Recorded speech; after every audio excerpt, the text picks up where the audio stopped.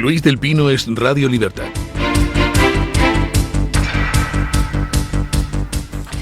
Estados Unidos y Rusia finalizan la primera ronda de negociación en Arabia Saudí sobre la paz en Ucrania, en la que se han acordado los equipos negociadores. Ni Ucrania ni la Unión Europea fueron incluidas en las conversaciones, lo que ha generado críticas del presidente ucraniano Volodymyr Zelensky. Entre los acuerdos alcanzados destaca el compromiso de normalizar relaciones diplomáticas mediante la designación de embajadores y el levantamiento de barreras entre ambas naciones. Sin embargo, Rusia ha reiterado que la adhesión de Ucrania a la OTAN sigue siendo una línea roja inaceptable para el Kremlin.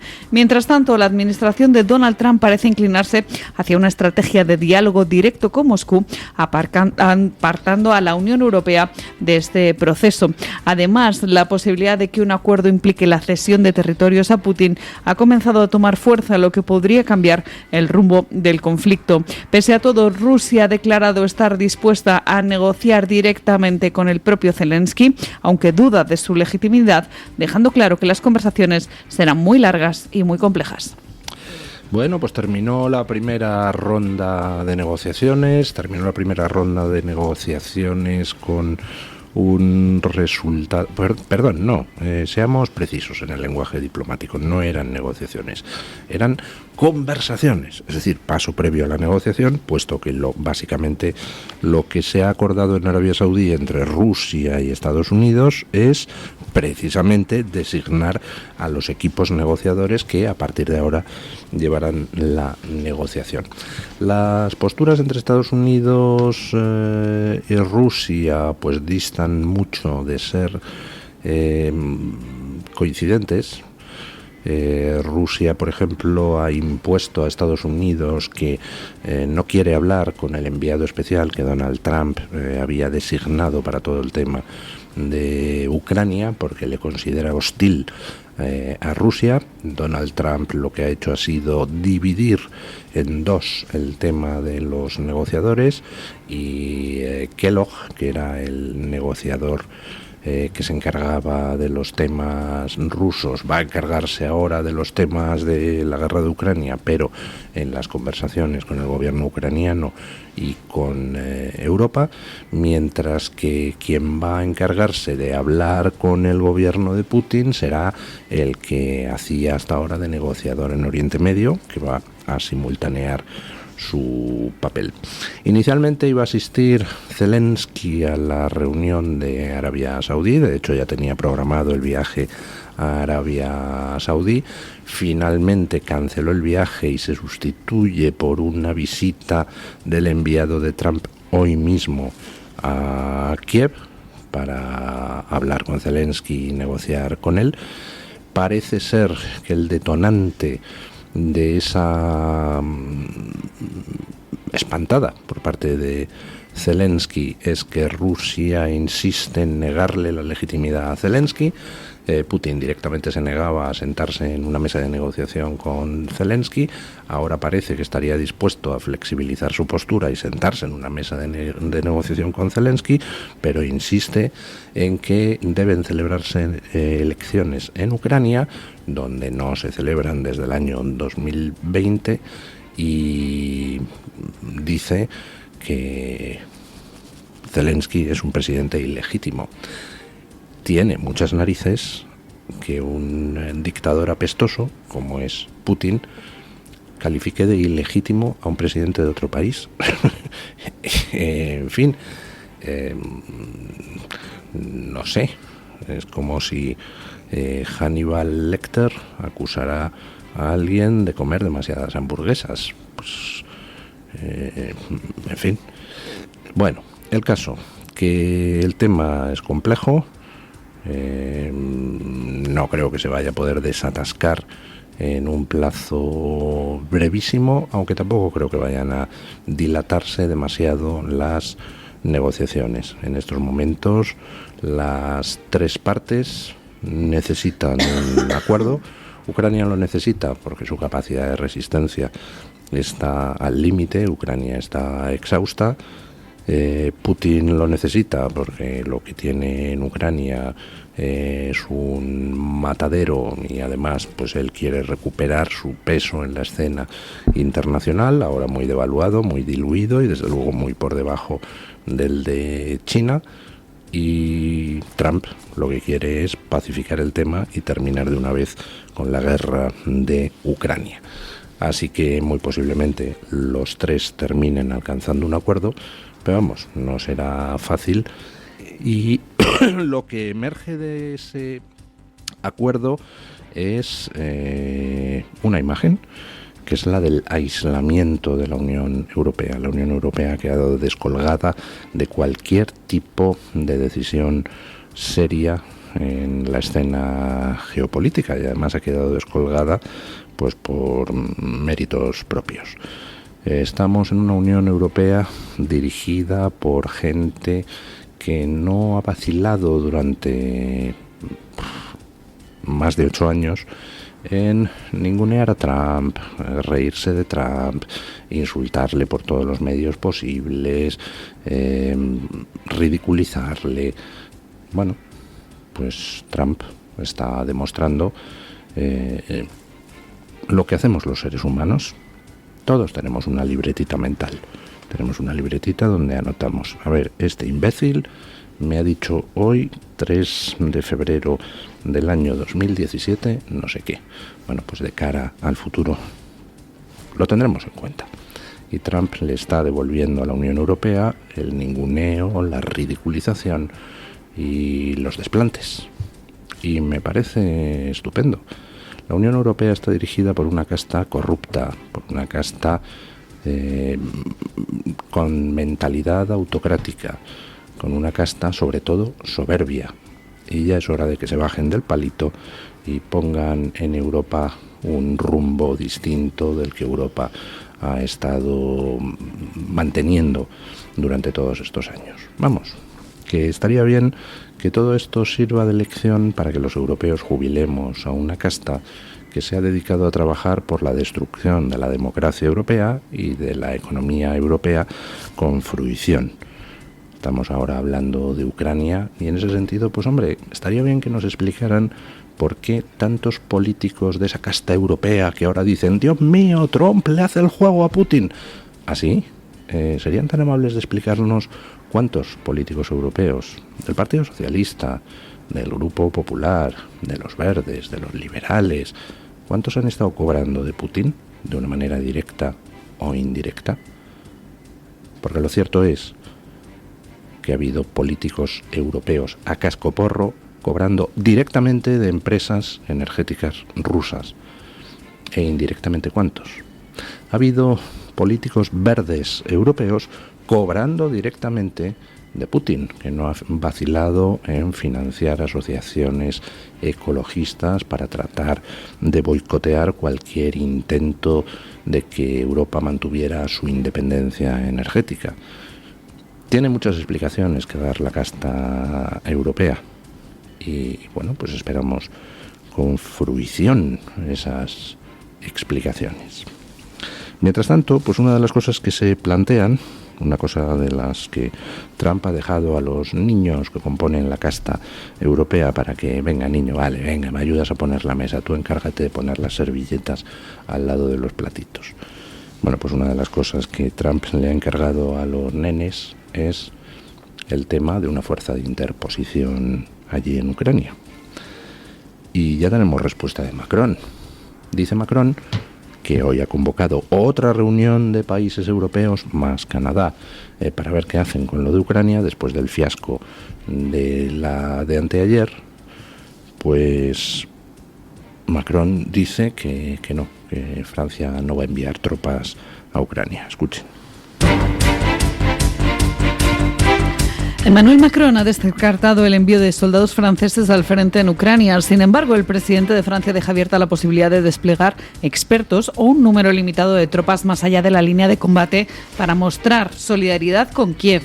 Macron reiteró su apoyo a Ucrania y su derecho a defenderse frente a la agresión rusa y propuso que en caso de que Rusia incumpla un eventual acuerdo de paz, Ucrania debería obtener automáticamente la membresía en la OTAN, reforzando así su compromiso con la seguridad del país. Mientras tanto, el Reino Unido ha manifestado su disposición para enviar tropas como parte de una misión de paz europea, según ha dicho el primer ministro Keir Starmer, y en la misma línea el expresidente de Estados Unidos, Donald Trump, ha dicho que no se opondrá a la presencia de fuerzas europeas para supervisar un posible alto el fuego.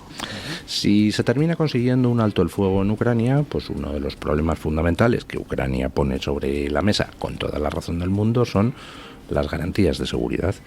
Dice, vamos a ver, sí, alcanzamos un acuerdo de alto el fuego, alcanzamos un acuerdo de paz. ¿Cómo garantizamos que Rusia no lo rompa, no lo incumpla?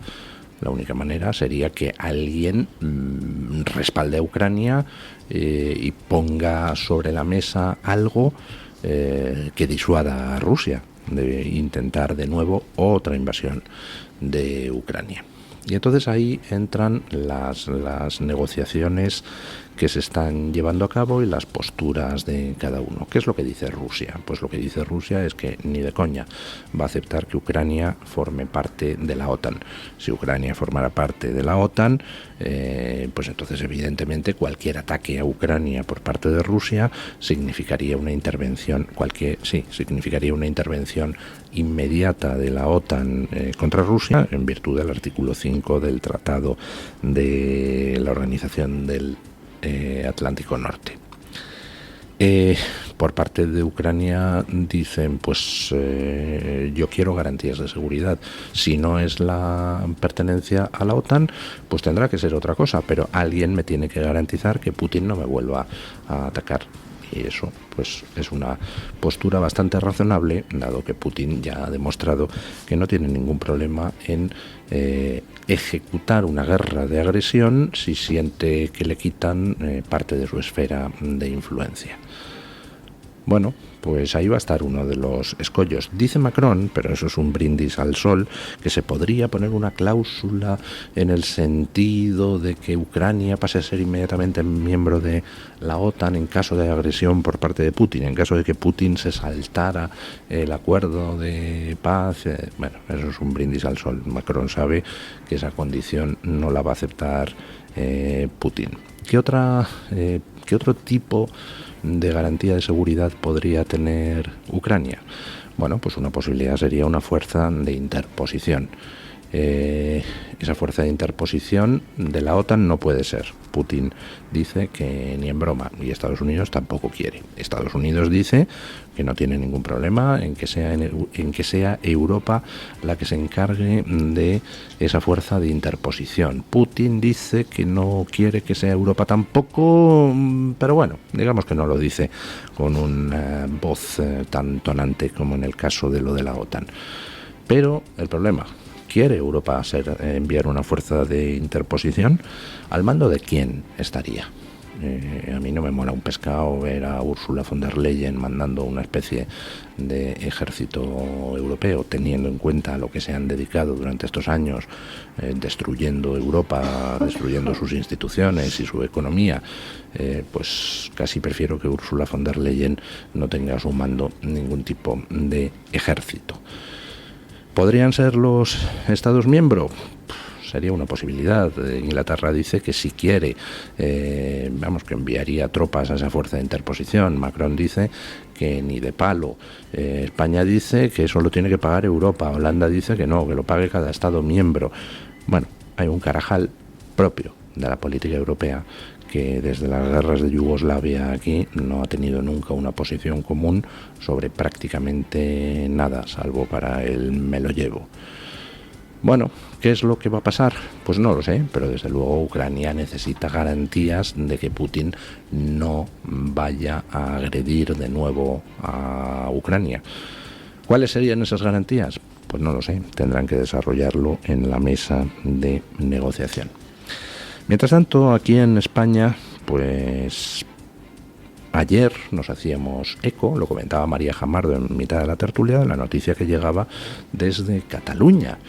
La noticia de que el Partido Socialista, ERC y Junts, el partido de Puigdemont, pues habían acordado expulsar de la alcaldía a la alcaldesa de Ripoll, Sílvia Orriols, que preside ese partido llamado Alianza Catalana, que, como ya saben ustedes, es una especie de partido puigdemonita, pero fuertemente anti-inmigración.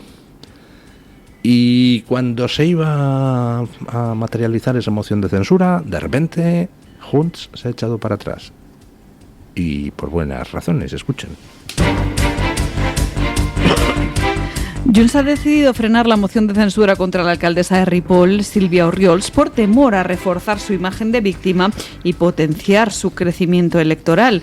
La formación de Carles Puigdemont había pactado con Esquerra Republicana y con el Partido Socialista de Cataluña la destitución de Sílvia Orriols a cambio de la alcaldía hasta el año 2027. Y sin embargo, estas movilizaciones dieron un giro inesperado tras recibir un sondeo interno que reflejaba un aumento significativo del apoyo de Alianza Catalana en el Parlamento de Cataluña.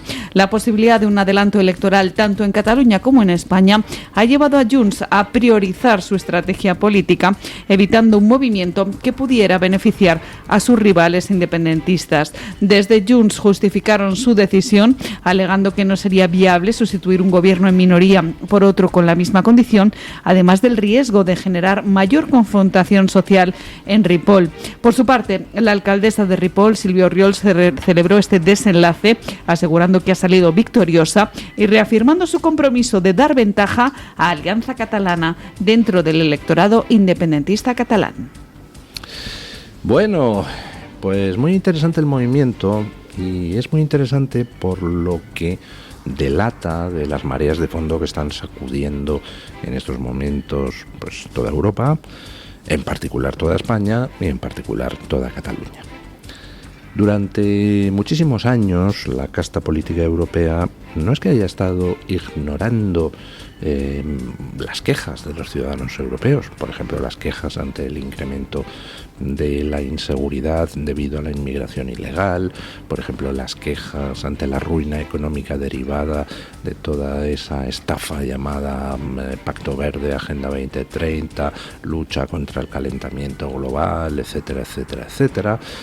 No es que hayan estado ignorando las quejas de los ciudadanos, es que han estado promoviendo activamente, a pesar de las quejas de los ciudadanos, todas esas políticas que estaban en el origen de las quejas de los ciudadanos.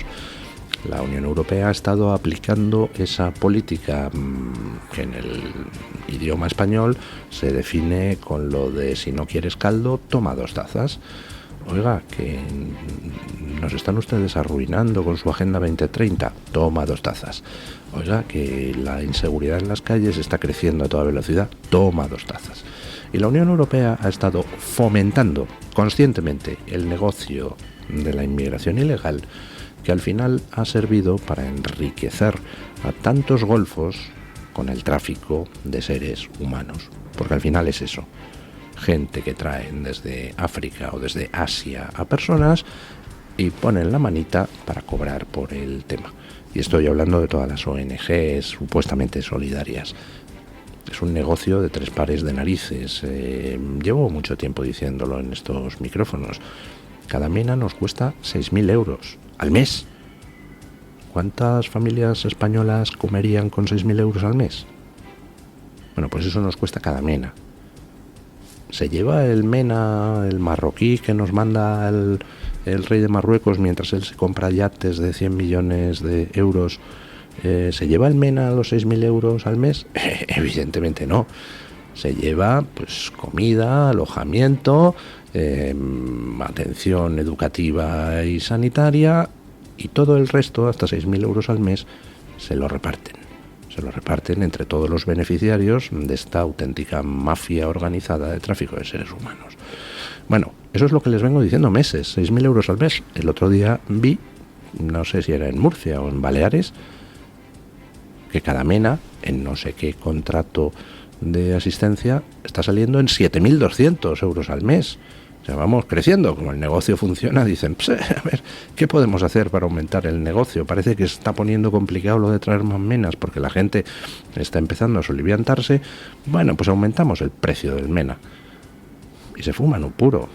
Bueno, pues la Unión Europea lleva fomentando todas las políticas que están soliviantando a la ciudadanía, y eso lógicamente está haciendo que en todos los países europeos pues suban los partidos que dicen se acabó.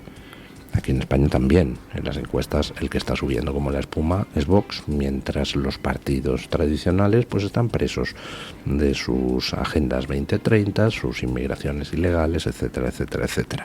Y Cataluña no es ajena a este fenómeno.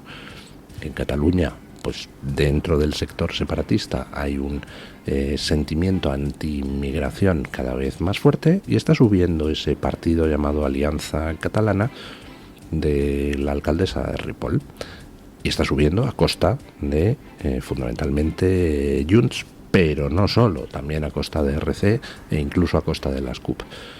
Y entonces iban a desalojar a la alcaldesa esta, y de repente se han dado cuenta de que las encuestas internas dicen que como la echen y la otra se victimice y tal, pues que se iba a dar lo mismo que se dio con Xavier García Albiol en la alcaldía de Badalona.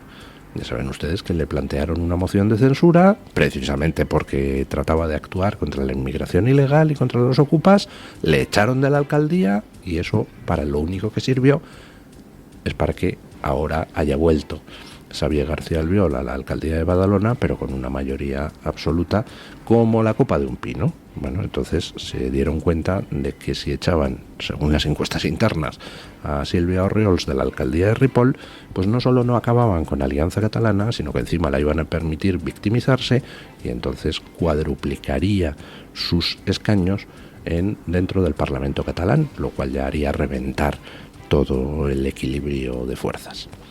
Así que bueno, pues al final Junts se ha echado para atrás. ¿Qué va a pasar? Pues lo que va a pasar es que Junts va a tener que asumir el discurso de Alianza Catalana de principio a fin, si quiere evitar que Alianza Catalana se coma la formación Junts. Bueno, pues ¿qué le vamos a hacer? Cuando uno deja que los problemas se pudran, cuando uno ignora a la gente, cuando la gente dice, oiga, ¿no podríamos poner un poco de racionalidad en el tema de la inmigración? Y lo que tú le contestas es, primero, le silencias. No hay ningún problema de inmigración. Le tratas como un imbécil. Segundo, le insultas, ya cuando no puedes ocultar. Hay problemas, pero son mínimos, o fascista. Tú eres un... Bueno, pues llega un momento donde la gente dice, pues mire, dado que usted no me hace caso, y no solo eso, sino que encima me insulta, pues voy a votar al que me prometa echarles a ustedes y a sus políticas a patadas, y me importa un bledo que sea hijo de Mussolini, de Stalin o de la madre que lo parió. Eso es lo que está pasando. Que se quiere persistir en las políticas que alimentan el cabreo de la gente, pues adelante y a asumir las consecuencias, queridos. Bueno, y mientras tanto, pues la marca blanca del Partido Socialista en Andalucía, es decir, el PP, pues ayer estaba muy contenta asistiendo al Congreso de la UGT, ese partido probo y honrado que tan buen uso hace de los dineros de los españoles y que tanto representa a tantos trabajadores. Escuchen. El presidente de la Junta de Andalucía, Juanma Moreno Bonilla, ha participado en el Congreso de UGT Andalucía en Granada, donde expresó su sintonía con el sindicato. En su discurso, el presidente andaluz recordó los principales acuerdos alcanzados con UGT, con comisiones obreras y con la Confederación de Empresarios de Andalucía. También defendió el diálogo social como una herramienta esencial para el progreso y la estabilidad en las relaciones laborales. Ahora que tenemos a cada esquina una nueva incertidumbre, tenemos que defender más que nunca este gran espacio de libertad único y singular en el mundo que es la Unión Europea. Un espacio cuya clave es la democracia, cuya clave es la libertad y donde pocos rincones en el mundo existen, como existe en la Unión Europea, grandes avances sociales en materia de educación, de sanidad y de protección, en definitiva, a los ciudadanos, especialmente a los más vulnerables. Eso debemos de protegerlo, porque ese espacio es un espacio que no se encuentra en otras latitudes. Frente a las incertidumbres, unidad. unidad social, en la defensa de los valores básicos que tenemos como sociedad frente a las incertidumbres. Diálogo, se avanza mucho más y mucho más rápido cuando se dialoga. Y en tercer lugar, algo que me parece fundamental, respeto. Respeto al que no piensa como yo, al que no siente como yo, al que no viste como yo, al que es de manera distinta que yo, al que no vota lo que yo voto. Respeto. Tenemos que respetarnos todos para poder construir una sociedad mucho más inclusiva y, por tanto, mucho más positiva. No es el primer líder del Partido Popular que acude a eventos sindicales. El propio Alberto Núñez Feijóo presumió en el pasado mes de noviembre de ser el primer presidente nacional del PP que participaba en un congreso confederal del sindicato UGT. Dice Moreno Bonilla que hay que respetar a los que no opinan como tú. Claro que sí, hay que respetar a los que no opinan como yo. Y yo respeto a los que no opinan como yo. A quien no respeto es a los ladrones. A quien no respeto es a los farsantes. A quien no respeto es a quienes fingen ser un sindicato cuando no lo son, porque no viven de las cuotas de sus afiliados, sino de las subvenciones que le dan los gobiernos, tanto del PSOE como del PP, incluido el de Moreno Bonilla y el de Ayuso. A quien no respeto es a quien no me respeta. El señor Moreno Bonilla pues está tan encantado de conocerse y de dirigir la Junta de Andalucía que quizá no se ha enterado de que en abril pasado, de que el 1 de mayo pasado los sindicatos pedían en la Puerta del Sol de Madrid que se nos silenciara a los periodistas críticos, que se pusiera coto a la labor de los jueces independientes. Quizá el señor Moreno Bonilla no es consciente de que son precisamente esos falsos sindicatos los que no respetan a los que opinamos distinto. Con lo cual el apoyo de Moreno Bonilla a esos sindicatos falsos, a esos sindicatos amarillos, a esos sindicatos con vocación totalitaria, pues resulta un pelín llamativo, ¿verdad? Resulta un pelín llamativo que el señor Moreno Bonilla asista a congresos de un sindicato que se dedica a promover manifestaciones en Cataluña en favor de la inmersión lingüística en catalán y en contra de los derechos lingüísticos de los niños. Resulta muy llamativo que el señor Moreno Bonilla vaya al congreso de un sindicato que se dedica en el País Vasco a participar en las manifestaciones para pedir la suelta de asesinos etarras. A lo mejor es que al señor Moreno Bonilla todo eso no le importa, ni los niños de 5 años acosados en Cataluña por querer estudiar en castellano, ni los derechos de las víctimas de ETA, ni el derecho que tenemos los periodistas independientes y los jueces independientes a los unos, los jueces, ejercer su labor sin presiones y los otros, los periodistas, a expresar nuestra opinión. El señor Moreno Bonilla es parte del engranaje del sistema. Alimenta a los sindicatos que trabajan contra España con el dinero de los andaluces y luego encima va a darles respaldo moral a su congreso. Pues nada, pues muy bien, ¿qué le vamos a hacer? Si es su manera de ver la vida, pues habrá que tomar nota en la libretita y actuar en consecuencia en las elecciones, ¿no? En fin, vamos con las noticias de las 7:30 con la ayuda de don Guillermo Díaz.